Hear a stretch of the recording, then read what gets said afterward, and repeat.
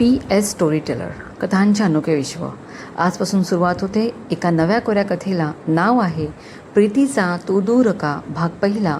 लेखिका प्राची सुळे. ओम गणगणपतये नमः. श्री स्वामी समर्थ. सदर कथा पूर्णतः काल्पनिक आहे. कुठल्याही जीवित मृत अथवा चालू घटनेशी संबंधित नाही. आढळल्यास योगायोग समजावा. तसेच ही कथा फक्त मनोरंजन करते. कथेचे कॉपीराईट सुरक्षित आहे. कॉपी करू नयेत. कथा लिखित प्राची सुळे. कथेला सुरुवात करूया. प्रीतीचा तू दूर का. चला हात जोडून सगळे डोळे बंद करा व विश्व प्रार्थना म्हणा सगळ्यांनी. माईकवरून एका गोड आवाजात साऱ्या स्वर्गातल्या मुलांना सांगण्यात आले.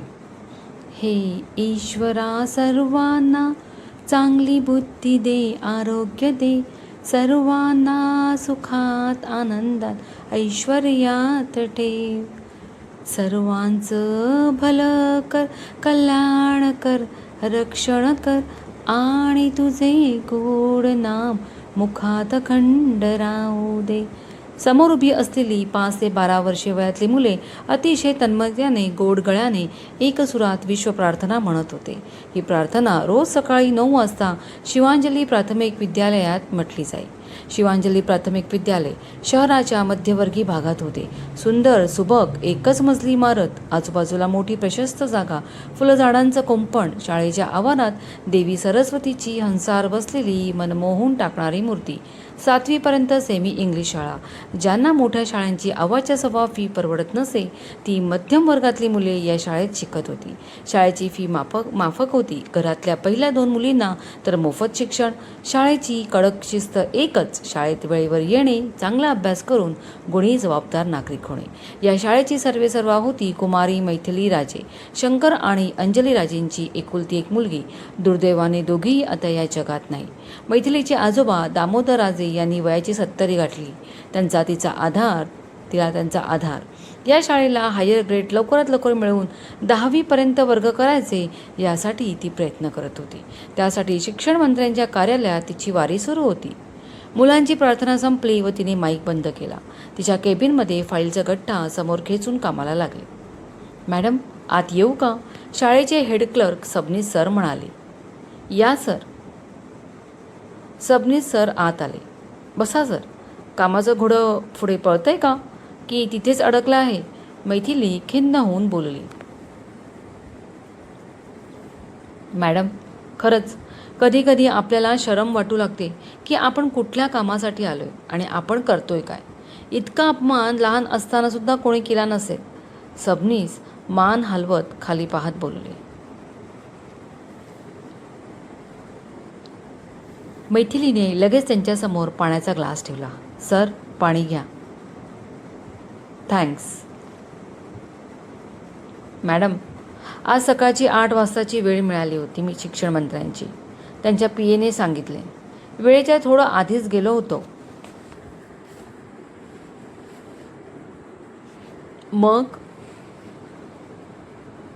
मग काय. मी केबिनच्या बाहेर वाट पाहतोय आणि स्वतः शिक्षण मंत्रीच बाहेर आले. त्यांच्या मागे PA. मी उभा राहिलो. कामाची फाईल घेऊन पुढे झालो तर मंत्रीच बोलले. भारी घाईच आहे बुवा तुम्हाला. शाळा हायर ग्रेड करून घ्यायची. थांबा जरा. अहो आम्हाला कामं असतात भरपूर. करूया. कुठे पळून जात नाही आहोत. साहेब तसं नाही, पण आज 7व्यांदा आलोय. म्हटलं एकदा फाईल बघून घेतली असती तर बरे झाले असते. ज्या काही कायदेशीर पूर्तता हव्यात त्या सगळ्या आहेत. तेव्हा मास्तर थांबा जरा. आता तुम्ही मला इथेच बोलत उभं करणार का. माझं काम खोळंबलं तर तुमचं काम कसं करू. असं करा पुढच्या आठवड्यात या. करूया तुमच्या कामाचं. धोत्रे सांगतील कसं काय ते. मंत्री म्हणाले आणि पुढे निघून गेले. सबनीस सर मला फोन करा. मी देतो वेळ. सगळं काही कायद्याने होत असतं. असं बोलून त्यांनी डोळा मारला आणि मंत्र्यांच्या मागे धावला. धावणाऱ्या धोत्रेला सबनीस सर बघत तिथेच उभे राहिले. ठीक आहे. बघूया पुढच्या आठवड्यात काय होते. त्यांनी दिवस आणि वेळ सांगितली की मला सांगा. या मैथिली म्हणाली. ओके मॅडम येतो. असं म्हणून सबनीस सर केबिनच्या बाहेर गेले. हातातला पेन खाली ठेवून फाईल बंद करून मैथिली विचार करू लागली. शाळेला 10वीपर्यंत मुलांचं बोर्डापर्यंतचं शिक्षण इथेच व्हावं ही तिची इच्छा होती. तिच्या आईवडिलांनी तिला उच्च शिक्षित केले, चांगले आचार विचार प्रदान केले. कुठलंही काम करताना त्याचा ध्यास घेऊन काम करावं, मग कितीही अडथळे आले तरी चालेल, चिकाटी सोडू नये. मैथिली शाळेसाठी अथक मेहनत घेत होती, जसे आई वडील तसे आजोबा, आणि हेच तिची शक्ती प्रेरणा होते. यावेळी शिक्षण मंत्र्यांकडे स्वतः जायचे आणि कामाचं फायनल करून घ्यायचंच. ती आधीही गेली होती, पण तेव्हा ते भेटले नव्हते. बेल वाजवून तिने चहा मागवली.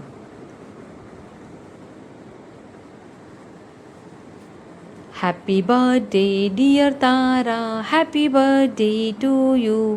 राऊंड घेताना एका क्लासरूममधून हे गाणं तिच्या कानावर पडले. तिने डोकावून पाहिले. सारी मुले त्या बर्थडे गर्लला गोलाकार करून उभे होते व ती त्या सगळ्यांना चॉकलेट वाटत होती. मैथिली हसली आणि पुढे झाली, पण लगेचच जागेवर थांबली. अय्यो, अरे बाप रे, आज आजूंचा वाढदिवस आहे. घरी केक घेऊन लवकर जायचे आहे. संध्याकाळचा स्वयंपाक स्वतः आजोक तयार करण्यात म्हणाले. मला लवकर जाऊन त्यांना मदत करायला हवे. अगदीच नाही तर किमान त्यांना काय हवं नको ते तरी बघायला हवं. ओ नो, अजून केकसुद्धा ऑर्डर केला नाही आहे. अशी कशी मी विसरली. छे, या शाळेच्या कामाच्या टेन्शनमुळे लक्षातच राहिले नाही. मैथिली बडबडत धावत तिच्या केबिनमध्ये आली. इंटरकॉम करून सबनीस सरांना लवकर निघते असे सांगितले. काही अर्जंट असल्यास कॉल करा बोलली. दुसरा कॉल केक टाऊन शॉपला लावला व 1/2 किलो चॉकलेट केकची ऑर्डर दिली. अर्ध्या तासात येते म्हणाली. पर्स घेऊन केबिन बाहेर आली. बाहेर आल्यावर ग्राउंडमधल्या देवी सरस्वतीला नमस्कार केला व पार्किंगमध्ये गेली. एक सफाईदार वळण घेऊन कार बाहेर काढली. सिक्युरिटीने तिला सलाम ठोकला. एकदा दोनदा बेल वाजवली. 2-3 मिनिटांनी दार उघडले. समोर गोका उभा होता. गोका म्हणजेच गोपाळ कामथे. तिच्या घरचा गडी, मदतनीस, आजोंचा केअरटेकर सारच तो होता. आजोबांनीच त्याला गावाकडून आणले होते. मुलगा भारी चुणचुणीत आणि हुशार होता. गोका, आपलं घर एक बंगला आहे, मोठी हवेली नाही आहे. दार उघडायला तुला तब्बल 3 मिनिटं लागली रे. म्हणजे किती माहिती आहे, सांग पाहू. मैथिली दारातच उभी राहत त्याच्यावर डाफरली. गोकाने डोळे मिचकावत स्वतःचे केस ओढले. ताई, सांगा तुम्हीच आता. हुशार मुला, 180 सेकंद. काय करत होतास? अगं, त्याला का गोळ्या घालतेस? त्याची काहीही चूक नाही आहे. पाठीमागून आवाज आला आणि दोघांनी पाहिले. गळ्यात ॲप्रॉन, हातात कालथा घेऊन आजो उभे होते. गोकाने मैथिलीच्या हातातली केकची बॅग घेतली व तो किचनमध्ये सटकला. तू लवकर येणार म्हणाली होतीस. 7:30 वाजलेत. मग गोकाला हाताशी धरून जेवण बनवायला सुरुवात केली. मलाच मदत करत होता तो, आजो म्हणाले. मैथिलीने दार लावून घेतले. तिलाच उशीर झाला होता. आजो, फक्त 10 मिनिटे द्या. लगेचच फ्रेश होऊन येते. मग आपण केक कट करू. नंतर पटापट दोघे मिळून खाण्याचं बनवू. बाय द वे, मेनू काय डिसाईड केला तुम्ही? आणि आज बनवता काय? मैथिलीने हसून विचारले. भाजलेली भाजी, रंगीबेरंगी सुरळ्या, आजो म्हणाले आणि मैथिलीने डोळे मोठे केले. काय, ही कसली नावे आहेत डिशची? बघू दे मला. ती थोडी चिरकलीच. तू आता फ्रेश होऊन येतेस का? आधीच उशीर झालाय ना, नंतरच बघ. जा पळ. आजो तिला पिटाळत बोलले. मैथिली चक्रावून आत फ्रेश व्हायला निघून गेली. आजो पुन्हा किचनकडे वळले आणि दाराची बेल वाजली. ते स्वतः दार उघडायला गेले. Many many happy returns of the day dear आजो. हातातला बुके त्यांच्यासमोर धरत दारात विक्रम मोरया उभा होता. Oh, thank you young man, come in. आजो त्याला आत घेत म्हणाले. यंग वुमन आली का? ती यंग गर्ल आहे रे. मग मी काय म्हातारा झालोय?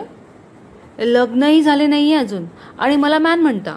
आजो, दिस इज नॉट फेअर. विक्रम चेहरा पाडून म्हणाला. बरं बरं, यंग बॉय. आता खुश? खूपच. बरं, मेनू काय आहे? विक्रमने विचारले. भाजलेली भाजी आणि रंगीबेरंगी सुरळ्या. काय, ह्या कुठल्या डिश? विक्रमचं तोंड वेडंवाकडे झाले. खायला देईन ना तेव्हा बघ, आणि इथेच बस, उगाच आत लुडबुड करायला येऊ नकोस. मैथू फ्रेश व्हायला गेले, येईल इतक्यात. एवढं बोलून आजो तुरू तुरू चालत किचनमध्ये गेले. ए, तू कधी आलास? हे काय, आत्ताच आलोय. बाय द वे, अजूननी कुठल्या तरी डिशेसची नावे सांगितली, भयंकर आहेत. विक्रम मैथिलीला रहस्य सांगावं असं म्हणाला. Yes, I know. तुला माहिती आहे? मग सांग ना, काय आहेत त्या? जर मला माहीत असते तर तुला नक्कीच सांगितले असते, पण मलाही माहीत नाही आहे. पण आता मी किचनमध्ये घुसते, तू येऊ नकोस. तुला इथेच बसायला सांगितले असेल ना अजूनही, मैथिली म्हणाली. सॉलिड आहात तुम्ही आजोबा आणि नाथ. हो, हेच म्हणालेत. विक्रम कसंनुसं चेहरा करत म्हणाला. मैथिली हसली. बस तू, आलेच मी. ती वळली आणि आजो किचनमधून बाहेर आले. पण त्यांना पाहून या दोघांचा आ वासला. अजूनचा आत्ताचा लुक एकदम वेगळा होता. त्यांनी मस्त लाईट मोतिया रंगाचा झब्बा सुरवार घातला होता. चेहरा एकदम फ्रेश. मूळचे गोरेपान घारे असलेले दामोदरराजे आणखीनच रुबाबदार दिसत होते. अज्जो, कसले भारी दिसत आहात, माय हिरो. मैथिली धावत जाऊन त्यांना बिलगली. त्यांनी मायने तिला थोपटले. कोणीही किचनमध्ये जाणार नाही आहे. सगळा मेनू करून झालाय, फक्त सर्व करायचं आहे. गोका सगळं डायनिंग टेबलवर मांडेल. आता केक कट करूया. कधीचा मला चॉकलेट केक खायचा आहे, वेळ होतोय. आजो सोफ्यावर बसत म्हणाले. Yes yes, right. आता केक कटिंग, मगच बाकी सगळं. गोका, मैथिलीने हाक मारली. जणू तिच्या हाकेची वाटच बघत असल्यासारखा गोका छोट्या ट्रॉलीवर केक ठेवून घेऊन आला. सोबत डिश, चमचे, टिश्यू पेपर सारं होतं. तो अजूनच्या तालमीत तयार झालेला होता. शिस्त आणि टापटीपणा होताच. मैथिलीने ट्रॉली त्यांच्यासमोर ठेवली. मेणबत्ती वगैरे लावल्या नाहीत. तिने पाहिलं, ट्रॉलीवर कुंकूची डबीही होती. तिने आजोना कुंकू लावले व त्यांच्या पाया पडली. चला आता, आय कांट वेट. सूर्य हातात घेत ते म्हणाले तसे सारेच हसायला लागले. हां, करा केक कट आजो, विक्रम म्हणाला. हॅपी बर्थडे डिअर आजो, हॅपी बर्थडे टू यू. तिघे एक सुरात बोलले. टाळ्या वाजवला. आजोंनी केक कट केला व छोटा तुकडा घेऊन त्यांच्या लाडक्या नातीला भरवला. मैथिलीनेही त्यांना भरवला. माय डिअर आजो, 71 वर्षे पूर्ण करून 72व्या वर्षात पदार्पणाच्या खूप शुभेच्छा. मैथिली त्यांना केक भरवत म्हणाली. मस्त टेस्ट आहे. चॉकलेट माय फेवरेट. आजो खूप खुश होत म्हणाले. चॉकलेट ट्रफल आहे, मस्त असणारच, मैथिली हसत म्हणाली. तिने चौघांच्याही डिश भरल्या. केकवर मस्त ताव मारून झाला. गोका, बेटा जा, जेवण बाहेर घेऊन ये, आजोंनी सांगितले. हो, आणतो. गोका ट्रॉली घेऊन आत गेला. 5 मिनिटात सारा सरंजाम घेऊन बाहेर आला. आता त्याला टेबलावर मांडायला तरी मदत करू दे आजो, मैथिली त्यांना दम देत म्हणाली. हो जा, पण आत काय आहे बघू नकोस. सगळं तुझ्या आवडीचं आहे बरं का. ते आत काहीही असो, पण पदार्थांचा सुगंध पोटातली भूक चाळवत होता. गोका आणि मैथिलीने टेबलावर पदार्थ, प्लेट्स, चमचे मांडले. कम फास्ट, ऑल डन, ती म्हणाली. चल यंग बॉय, आजो उठत विक्रमला म्हणाले. दोघे येऊन बसले. आजोनी गोकालाही सोबत बसवले. दोघांची उत्सुकता शिगेला पोचली होती. आत काय आहे हे बघायला. आजोनी बाऊलवरचे झाकण हटवले आणि मैथिली हरकून ते पदार्थ पाहू लागली. तिच्या खूपच आवडीचे ते पदार्थ होते, पण त्यांच्या नावाची केलेली चिरफाड आठवून तिला हसू थांबवता आले नाही. हीच अवस्था विक्रमचीही झाली. हे काय आजो, इतक्या भन्नाट डिश बनवल्या आहेत आणि तुम्ही काय बोलत होता, कसं तरी हसू थांबवत मैथिली बोलली. Baked veg. Penne pasta with cheese and wages and corn cheese ball. वा आजो, अप्रतिम, जस्ट टू गुड. एवढी चांगली नावे असून तुम्ही काय बोलत ना, घाबरवत ना आम्हाला. त्यांचे हळूवार गाल खेचत मैथिली म्हणाली. काय घाबरवलं? त्या पदार्थांची शुद्ध मराठीत नावे सांगितली. बेक्ड म्हणजे भाजणे होतं आणि व्हेजिटेबल म्हणजे भाज्या. आता हा पास्ता बघ कसा आहे, गोल, छोटा, आपण सुरळीच्या वड्या खातो तशा, आणि रंगीबिरंगी. ह्या बाकीच्या भाज्या तुमची लाल, पिवळी, हिरवी ढोबळी मिरची, कॉर्न, लाल पास्ता, सॉस, भरपूर चीज. आजो पुराव्यासकट पटवून देत होते. मग आजो कॉर्न चीज बॉलला काही नाव नाही आहे का? विक्रमने विचारले. मक्याचे छोटे चेंडू, आजो पटकन बोलले. मग मात्र चौघे खो खो हसत राहिले.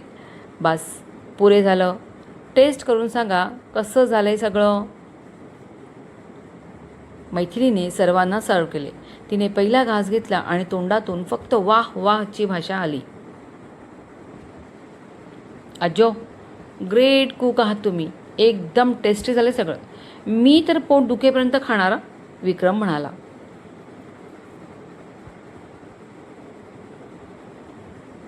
आजो, माझ्या आवडीचं सारं बनवले. तुमचा दिवस आहे ना. मग मैथिली त्यांच्याकडे मायेनं बघत बोलली. बाळा, आता तुझ्यासाठी जगतोय.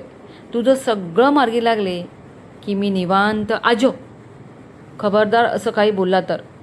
तुम्ही माझ्यासाठी कायम असणार आहात, मी म्हातारे झाले तरी. समजलं? बोलताना तिचे डोळे भरून आले. वातावरण थोडं गंभीर झाले. नाही बोलणार, कधीच नाही बोलणार. खुश? आजो कान पकडत बोलले. मला व्हाईट वाईन घेतोय. तुम्हाला काय हवं आहे? त्यांनी पटकन दोघांना विचारले. मला रेड वाईन, विक्रम बोलला. मला सुद्धा, मैथिली थोडी गुशात म्हणाली. आजो हसले. पण त्यांच्यावरचा तिचा राग काही काळच टिकला. नंतर सगळ्यांनी मजा मस्ती करत आजोंच्या भन्नाट नावाच्या डिलिशियस डिशवर आडवा हात मारला.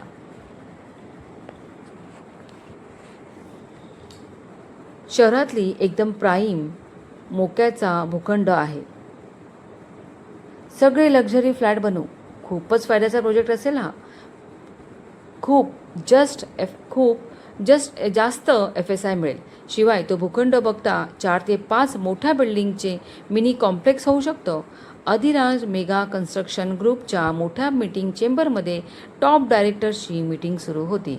ग्रुपचे हेड आणि सर्वेसर्वा श्री विश्वनाथ चौधरी, कंपनीचे प्रोजेक्ट हेड दीपेश रॉय काय सांगतायत हे शांतपणे ऐकत होते. 6 डायरेक्टर्स त्या रूममध्ये होते आणि स्वतः विश्वनाथ चौधरी.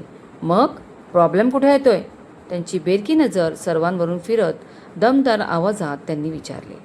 सर, त्या जागेवर एक प्राथमिक शाळा आहे, शिवांजली विद्यालय. कोणा राजेंची ती शाळा आहे, 7वी पर्यंत. एक डायरेक्टर माहिती पुरवत होता. गुड देन, त्यांना दुसऱ्या जागेची ऑफर द्या. आपले शहराबाहेर प्लॉट आहेतच आणि वर पैसेही देऊ, म्हणजे काही प्रॉब्लेम राहणार नाही, विश्वनाथ चौधरी बेफिकिरीने बोलले. मे आय?